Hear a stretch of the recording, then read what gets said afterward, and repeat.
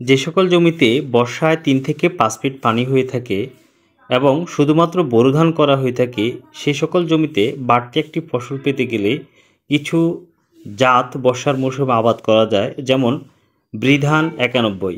বৃধান 91 এই জাতটির বৈশিষ্ট্য হচ্ছে এটির উচ্চতা প্রায় 180 সেন্টিমিটার বা 6 ফিটের মতো হয়ে থাকে এবং জীবনকাল 160 দিন প্লাস হয়ে থাকে। যেহেতু নিচু জায়গায় পানি 3 থেকে 4 মাস স্থায়ী দাঁড়ানো পানি থাকে, তাই অনায়াসেই বৃধান 91 এই জাতটি ওই সকল জমিতে আবাদ করা যায়।